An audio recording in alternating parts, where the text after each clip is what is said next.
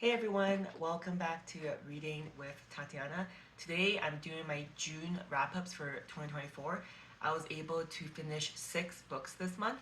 One of them was an audiobook because it was a celebrity biography. And I had a pretty good reading month. They were all like 4 or 5 stars except for my last book of the month, which I gave a 1 out of 5. And honestly, if I could give it a 0, I would. I was really disappointed, but I'll go further into it. The first book I read is a sequel of The Maid by Nita Prose. This one is called The Mystery Guest. I gave this a 5 out of 5.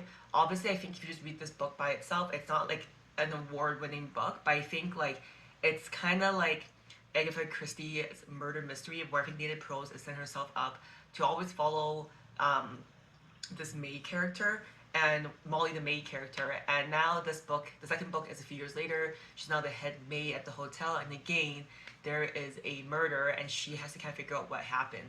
So, like I said, this book isn't like award winning, but I gave it a 5 out of 5 because it was nice to kind of just see where Molly is, the maid, where she is in life, how things have changed, and just kind of like it's kind of like a cozy book, or as cozy as a murder mystery can be. The second book I read was Our Missing Hearts by Celeste Ng. I also gave this a 5 out of 5. I knew nothing about this book going in, so I think that's also a reason why I really enjoyed it. So basically, this is about a book, and I guess the category is it's dystopian, but honestly, once you read the concept and premise of the book, it that dystopian? I don't know. So it really brings me back to March 2020 when we're in peak Asian hate crimes happening in the US especially. And basically this dystopian book is like showing like the reality we live in now, and then also like this alternative reality that happens in this book where basically um, the US wants to preserve its culture, um, and its culture and its people, and there's lots of like hate amongst Asian people. And then the main character, he is half Asian, his mom's Asian, Chinese, I believe, his dad's white, and basically his mom has to like, flee one day, and he has no reason why his mom left.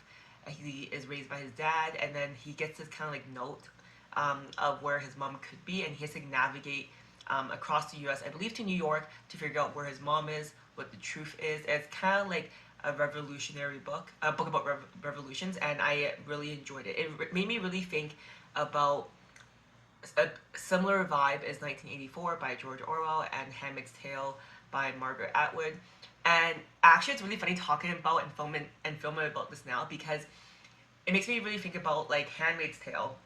When that book came out, people were like, "What a crazy thing to write about! It's so dystopian," but it really isn't because these things happen in other places around the world. I recently watched a movie, sorry, segue, called Civil War, where it talks about a civil war that happens in America and how people would navigate that.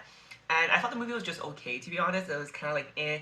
But on the internet, people loved it because it was just so crazy to imagine this could happen in the US, like all this war and blah blah blah. But I'm like, dude, this happens literally everywhere right now, all around the world. We're just so privileged to live in North America where it's not happening. So this book is like dystopian, but also like it's like a parallel universe where like I feel in 2020 we could have like gone onto this tangent. I really enjoyed it. It was really good. Cool, or maybe not, but it's definitely the second book I've read from his author. It's The Fairy by Alex Michaelides. I read his first book, The Silent Patient, like a few years ago, I think when I first started reading, and that was my first intro to thrillers, Silent Patient, and that was like, it blew my mind.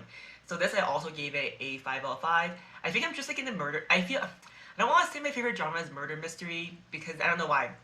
For some reason it makes me feel some type of way that a murder mystery is my favorite type of genre, but it seems to be the genre that gives me the most entertainment and the most enjoyment. I still think my favorite genre is still memoirs and historical fiction, but I feel like my track record is I lean towards murder mysteries.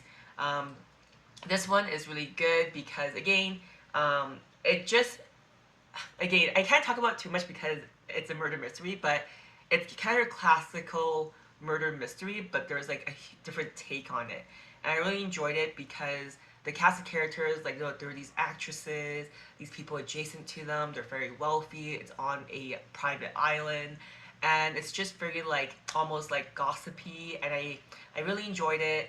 Um, all the characters are very dramatic as individuals, and them together just created extra drama.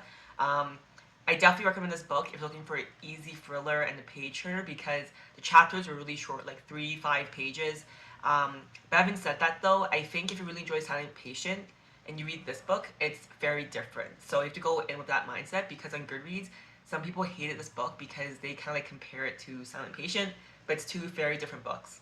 The next book I read was Sea of Tranquility by Emily St. John Mandel. I gave this a 4 out of 5. This one I feel like I'm definitely gonna give spoilers because I feel like I have to just by talking about it. So skip ahead if you don't want spoilers for this book. I just really enjoyed it because it had a really strong. It started out really strong. It really hooked me in when we got to meet different characters of different centuries and different times. And as a concept of time traveling, that's a spoiler, and what's causing the glitch and if we're in the simulation or not. And I thought this book really covered the concept of that really well and tied the characters from different eras and centuries together. The only reason why I gave it a 4 instead of a 5 is because I felt that with the concept of time traveling, like the book did a really good job. It got me hooked in, but I felt like it ended too suddenly. It needed to be more fleshed out. So I just feel like I want it more. But you know what? As like a sci-fi light dipper, one standalone book series, it's pretty good. Or one standalone book, it's pretty good. I just wish it was longer, or maybe it could be a series. But you know, me saying that, I'm a hypocrite because I also hate reading books that are series. So I don't know. Maybe this book, if it had a part two, I would be very involved. But yeah, I really enjoy it. I really enjoy following Gatsby, the character, through all different timelines and how it kind of like all comes together. The next book I listened to, this is an audiobook. It was Seth Rogen's autobiography called Yearbook. I gave this a 4 out of 5 and I really enjoyed it. I feel like what's there not to like about Seth Rogen? I'm obviously a bit biased because I'm from Vancouver and I feel like his type of like raunchy late night comedy is totally my type of comedy, and I I just loved his book or his audiobook because he narrates it. He also gets all his friends to narrate themselves, like Jason Segel and Sacha Cohen Baron. He gets his other friends like Ike Barinholtz and other people to like mimic other celebrities that he refers to in his autobiography. And like Seth Rogen, I just feel like maybe this is my bias because I know he's from Vancouver, but I felt like his road to stardom is so relatable because he just seems like a guy who is doing what he loves. He just happens to become a celebrity. But even if he didn't become famous, he would still have made super bad.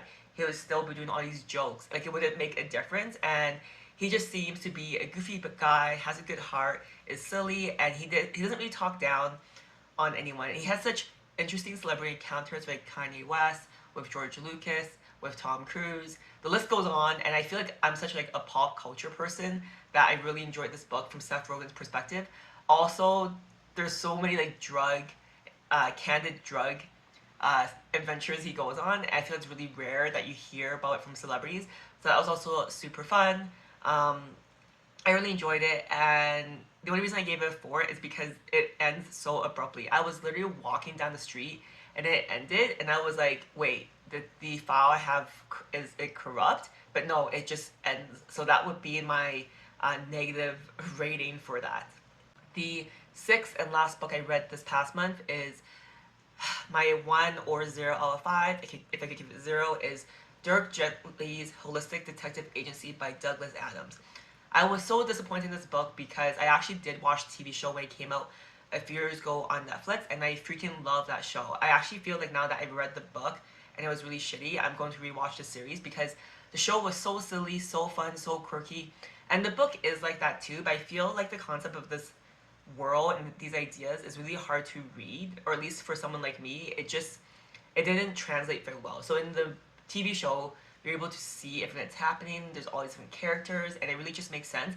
In the book, it's really hard to follow, and like this was actually my work book club, and my coworkers who have never seen the show read this book, and they found it really confusing.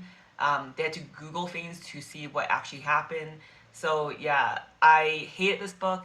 I'm so disappointed, but I love the concept. I love that it created a TV series that I love to watch. That's my wrap up for June 2024. If you read any of these books, I'd love to hear your thoughts down below. And if you have any recommendations for me, also comment down below. And I'll see you guys next month. Bye.